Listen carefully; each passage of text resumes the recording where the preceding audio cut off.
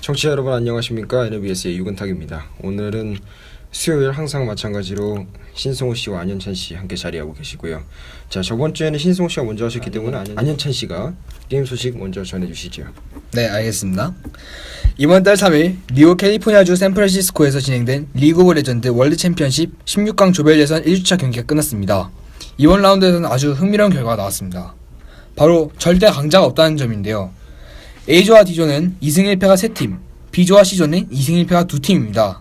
아직 어느 팀도 포기할 수 없다는 것입니다. 한국팀 먼저 분석하자면 한국팀들은 모두 전 시즌과 비슷하게 양호한 성적을 보였으나 아쉬움이 남는 라운드였습니다. 일단 락스타이거즈는 무난히 3승으로 조 1등을 할 것이라고 예상되었으나 CLG에게 꺾었고 SKT T1은 또다시 한국 저격수라 불리는 플래시 울브즈에게 패배했습니다. 반면 중국팀은 작년 롤드컵에 비해 선전하였습니다. 특히 몇몇 조에서는 1등도 하면서 만족할 만한 성적을 거뒀습니다. 마찬가지로 북미팀도 작년 롤챔에서 저조한 성적을 거뒀으나 북미 캘리포니아주 샌프란시스코에서 열린 경기답게 나쁘지 않은 결과를 얻었습니다. 작년 유럽팀이 한국과 경기할 때만 해도 유럽팀의 약세는 아무도 생각하지 못했었습니다. 1승 얻어냈습니다. 북미쪽으로 선수들이 이적하여 생긴 전력 공백으로 예측보다 더 심한 부진을 겪게 되었습니다. 유럽 지역과 대비되게 강팀들을 압도해서 와일드카드 지역팀들을 무시 못하게 했습니다. 이렇게 1라운드 종료 후 모든 팀들은 휴식 후 2라운드 일정에 들어가기로 했습니다. 자, 안현찬 씨 게임 소식 잘 들었고요. 자, 그럼 이제 신승호 씨 한번 스포츠계에서 무슨 일이 있었는지 한번 정리해 주시죠. 네, 저는 이번에 전북 심판 매수 사건에 대해서 이야기를 해보겠습니다. 그래서 올해 5월 22일 부산지검에서 K리그 소속 심판 A씨와 B씨 그리고 스카우트 C씨를 모두 불구속이 됐습니다. 심판들은 각각 2014년 2차례와 3차례에 걸쳐서 또 C씨 청탁과 함께 경기당 100만 원을 받은 혐의로 기소됐고요. 심판 매수 진행 경기는 2014년 시즌에 8경기로 전북은 이때 3승 3무 2패 성적을 얻었습니다. 그래서 이제 올해 9월 28일 전북 스카우트 CC에게 징역 6개월 그리고 집행유예 2년의 1심 판결이 선고됐고요. 9월 30일에는 프로축구연맹 상벌위를 개최해서 승점 삭감 9점과 벌금 1억 원을 확정지었습니다.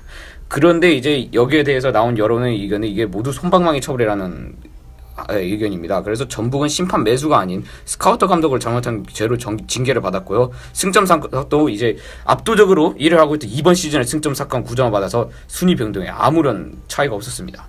그래서 이제 이러한 사례들을 제가 조사를 해봤는데 이제 K리그 최초의 심판 매수 사건이 있었습니다. 그게 바로 경남FC 심판 매수 사건을 알려져 있는데요. 이 사건은 2014년 8월부터 2014년 9월까지 총 19경기 900만에서 2천만 원의 뒷돈을 받은 혐의로 조사되었습니다. 그래서 2013년 12월 18일 2016 시즌 승점 10점 삭감과 7천만 원의 벌금 징계가 경남FC에게 내려졌습니다. 그리고 이제 해외 리그에서의 사례를 찾아봤는데요. 이제는 2006년에 5월 세리에 A 승부조작 사건이 있습니다. 이 승부조작 사건에는 각각 유벤투스, AC 밀란, 피오렌티나, SS 라치오, 레지나 칼초 같은 명문 클럽들도 연루가 되었고요. 이거는 이제 2004년에서 2005년 시즌 승부조작이 이제 밝혀진 사건이었습니다. 그래서 이 사건에 대한 징계로는요, 유벤투스는 세리에 B리그, 즉 우리나라로 따지면 2부 리그로 강등이 됐습니다. 그리고 0607 시즌 승점 9점 삭감이고요. 0405 시즌은 모두 다 우승했으나 이 우승도 모두 박탈되었습니다. 그래서 3번의 홈 경기 무관중 경기도 치르게 되었고요. AC 밀란 같은 경우는 세리에 A, 즉 1부 리그에 잔류를 했으나 0506 시즌 승점 30점이 삭감을 당했고요. 그 다음 0607 시즌은 승점 8점 삭감, 그리고 한 번의 홈 무관중 경기를 펼치게 되었습니다. 피오렌티나 같은 경우는 역시 AC 밀란처럼 잔류를 했고요. 0607 시즌 승점 15점 삭감, 그리고 0607 챔스 진출권까지 박탈당했고요. 2번의 홈 무관중 경기를 펼치게 되었습니다. 라치오는 역시 이제 앞에 두 클럽과 같이 잔류를 했고요. 0607 시즌 승점 3점 삭감, 그리고 0607 지금으로 따지면 유로파컵인 당시의 UEFA컵의 진출권을 박탈당했고요. 2번의 홈 무관중 경기를 펼치게 되었습니다. 그리고 현재는 지금 세리에 C, 즉 3부 리그에 있는 레지나 칼초에게는요 역시 잔류가 되었고요. 0607 시즌 승점 11점 삭감, 그리고 68,000파운드 벌금, 회장 2만 파운드 벌금과 2년 6개월 축구계 퇴출을 당했습니다. 앞으로도 이러한 심판 매수 사건 없이 선수들이 진정한 스포츠맨십을 발휘할 수 있는 스포츠계가 되면 좋겠습니다. 감사합니다. 네, 알겠습니다. 자, 오늘 NLBS 방송 여기까지고요. 청취해주신 여러분 감사합니다. 저희 NLBS는 끊임없이 노력하겠습니다. 감사합니다. 네, 시청자 여러분 안녕하십니까? NLBS 유근탁입니다. 자, 태풍 차바가 어제 새벽을 기점으로 3시에 최고조를 이루고 제주도에 북상했다는 소식이 들려왔었습니다. 물이 500mm 넘는 강수량이 제주시에서는 보고가 됐었고 일부 지역은 침수되는 등 많은 피해가 있었습니다.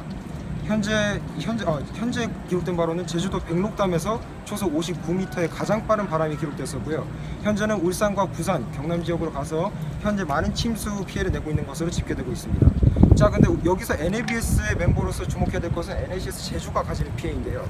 자, 여기서 일단 올려다 주시겠습니까? 예, 지금 보시면 건물 외벽이 완전히 뜯겨나간 상태로 보이고 있습니다. 보면은 하지만 더 가관인 것은 건물 내벽입니다. 건물을 들여다보면 뜯겨져 나간 파트가 스티로폼이라는 걸 아실 수가 있습니다. 자, 스티로폼에다가 간단히 고무와 얇은 콘크리트 막을 덧댄 것처럼 보이는데, 이렇게 부실한 공사를 지어서, 더군다나 제주도는 태풍이 많이 오는 지역으로 유명한데 이렇게 부실한 공사를 지어서 아이들의 안전을 과연 보장할 수 있을지가 또 의문으로 제기되고 있습니다. 일단 따라오면서 한번 얘기해 보도록 하겠습니다.